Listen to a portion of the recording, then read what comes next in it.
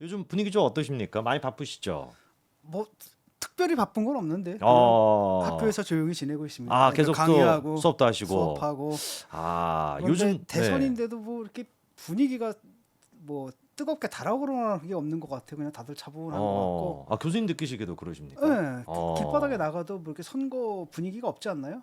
그쵸, 그쵸. 그냥 뭐 차 좀 지나가고 옛날 같은 어, 동네가 다 난리가 났을 텐데 그렇죠. 그냥 뭐 플래카드 몇 개 붙어 있고 어, 좀 시큰둥한 것 같아요. 국민들도. 그러니까 제가 여기 이렇게 동네 돌아다니고 제 사는 데도 봐도 유세 차량도 막 크게 없는 것 예, 같고, 유세하는 예. 인원들도 별로 없고. 그러니까 어, 지난번 대선은 이른바 우리가 뭡니까 뭐라 그랬죠? 비호감 선거라 그랬잖아요. 비호감 선거. 근데 이번 선거는 그 혐오 선거라 혐오 그러더라고요. 선거.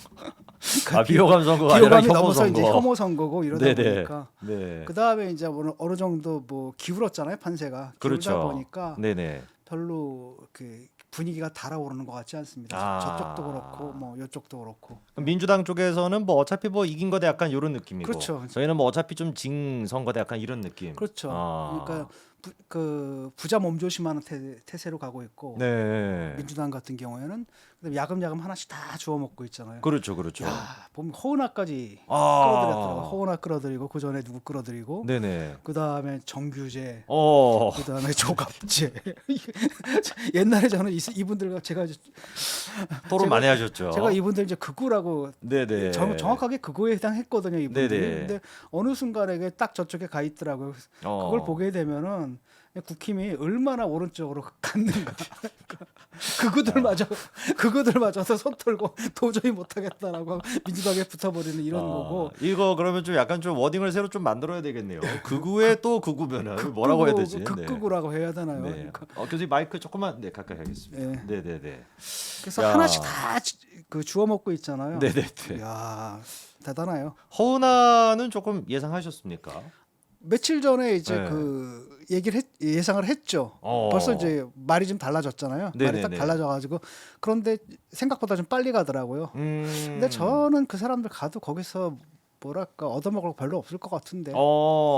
민주당은 지금 이제 요리조리 이렇게 주워 먹고 있는데 막상 허은하는 자기가 가서는 주워 먹을 게 딱히 또 없는. 예, 김상욱하고 어. 그다음에 허은하 같은 경우 네.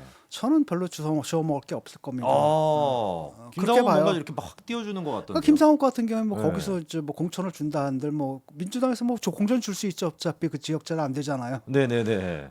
그러니까 어차피 떨어질 자리니까 뭐 하나 주는 건 큰 문제가 없는데 허은하 같은 경우에는 뭐 줄 자리가 없죠. 다 친명들이 딱 차지하고 있고 비명도 쳐내는 판에 그렇죠. 이 사람들이 뭐 그거 가지고 간들 이제 음. 와서 간들 그러다 보니까 이제 갈 데가 없는 사람들이니까 이제 거기 가서 붙고 네. 선거철에 이제 어느 정도 일종의 귀순용사 귀순 환영대회 해가지고 그걸 뭔가 좀 얻어먹을 것 같은데 네네네. 그 정착금 받고 끝이에요. 정착금 받고 끝이다. 그럼 정착금 이상의 뭔가를 또 주워 먹을 건 없을 정착금 거다. 얼마 되지도 않아요.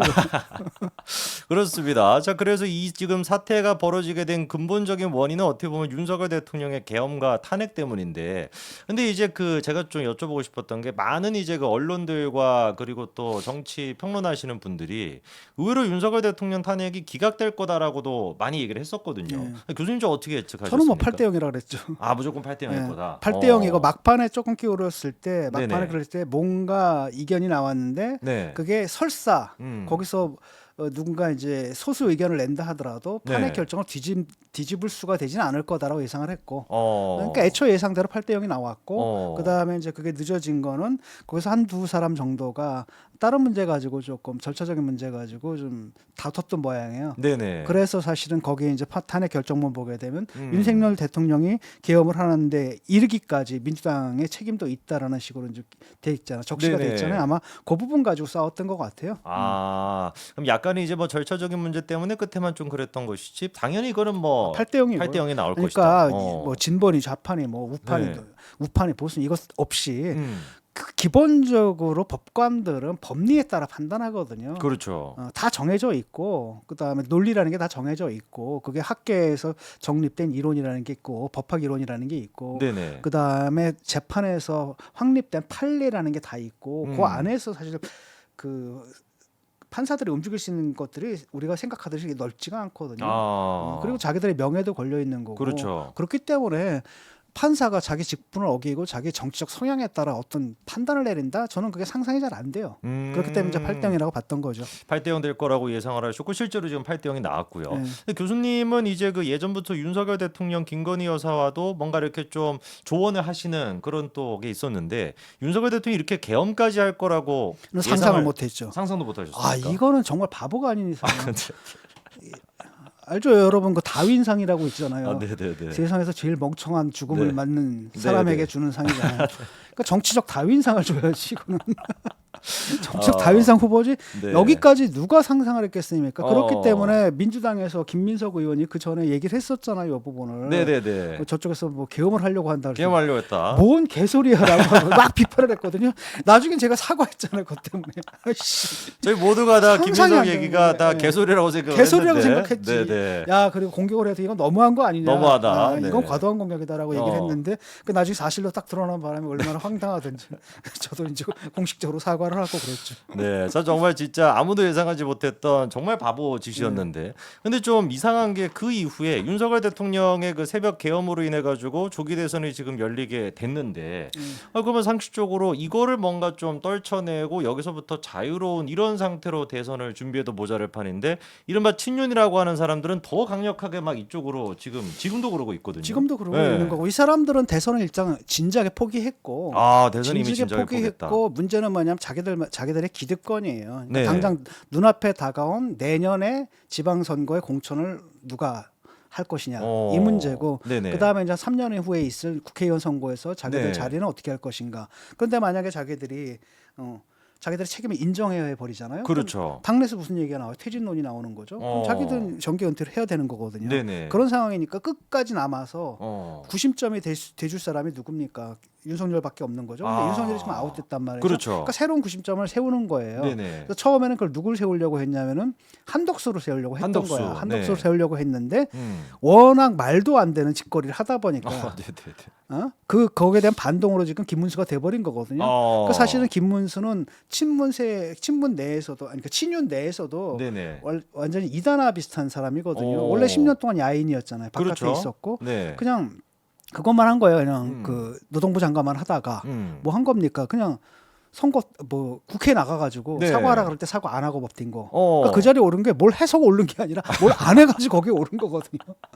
아, 지금의 그걸 기부서가 갖고 된 건 뭘 안 해서 오른 거다. 그리고 네네. 친윤들도 생각이 있죠. 생각이 네. 있어가지고 제 스탠스는 안 된다라고 하니까 이제 한덕수를 뽑은 거예요. 왜냐하면 한덕수는 그래도 계엄에 반대했고 아, 네네. 또 다른 한편으로는 탄핵에 대해서 찬반을 표명하지는 않았거든요. 아, 입장을 그렇죠. 그렇지, 입장을 표명하지 네네. 않았기 때문에 그 정도 그러니까 중도층을 공략할 때 김문수보다 누가 낫다? 한덕수가. 한덕수가 더 낫다라고 음. 생각한 거예요. 그래가지고 밀어줬는데 네네. 문제는 뭐냐면은 일단 당에서 공식 절차를 통해 가지고 후보가 선출됐거든요. 네네. 그다음에 그 사람이 당무 우선권을 갖게 되는 거예요. 그렇죠. 그거 통제가 안 됩니다. 근데 이 사람들은 통제가 될 거라고 생각한 거예요. 아. 김문수가 말을 잘 들을 거라고. 네네네. 그다음에 또 김문수가 또 그렇게 했거든. 한동훈을 그렇죠. 이기기 위해서 음. 자기가 사실은 딱 하면은 일주일 내에 딱 단일화 할 거다. 그런 자리 식으로 물려줄 얘기했습니다, 것처럼 분명히. 얘기했고 그거 덕분에 지금 당선이 된 거란 그렇죠. 말이죠. 네. 그래 딱 당선됐는데 생각이 달라진 거예요. 왜냐하면 거기 붙어 있는 사람들은 장동혁이니 또 누가 있습니까? 저쪽 인천에 또 누구야? 그 유정복. 유정봉은 안 붙었지 아마? 어. 어. 김문수 쪽에 있잖아 인천- 옛날에 그 네. 부정선거론 얘기하던 그 끈떨어진 사람 있어 그 이상한 사람. 그다 이상한 사람들이에요. 뭐 김재원 뭐 이런 사람 이거밖에 없거든. 끈떨어진 사람. 끈떨어진 아, 윤상현. 윤상현 네네네. 있고 차 뭐였더라? 그거 까먹. 차 그 그때 그 사람 때문에 부정선거 해가지고 법정 가가지고 차명진. 차명진 아, 뭐 차명진. 네네. 다소 좀 정상 범죄 밖에 좀 있는 분들이잖아요. 네네네. 정상 범죄 밖에 있는 네. 사람들. 그런 분들이기 때문에 사실은 굉장히 근데 이 사람들은 거의 네. 목숨 건 거예요. 왜냐하면 어. 어차피 딱 선거 끝나고 나면 이제 또 김문수 중심으로 그렇죠. 자기들이 선거 또 500억 가까이 쓰거든요. 그 돈을 다 쓰고 거기서 네네. 세력을 구축을 해가지고 그 다음에 자기들 헤게모니 잡겠다. 네네. 그러니까 친윤 세력 내에서 주류와 비주류가 있는데 비주류가 이제 김문수가 사실상 쿠데타를 한 거죠. 친윤 내에서 쿠데타를 한 거예요. 계속 쿠데타를 하네요 지금 보니까. 네, 쿠데타 연속입니다. 그러니까 원래는 이제 친윤들은 당내 쿠데타를 하려고 그렇죠. 하고 당내 쿠데타를 하려고 하고. 김문수는 친윤 내 쿠데타를 한 거죠. 친윤의 쿠데타를 하고. 근데- 삼중이네요 지금 쿠데타가. 예, 근데 네. 유일하게 성공한 게 이제 친윤 내 쿠데타 이것만 유일하게 성공을 한 거예요 지금. 여기까지 오는 거고. 야, 그래가지고 지금 결국에 국민의힘의 상황 자체가 개판이 되어 있는 그런 상태인데.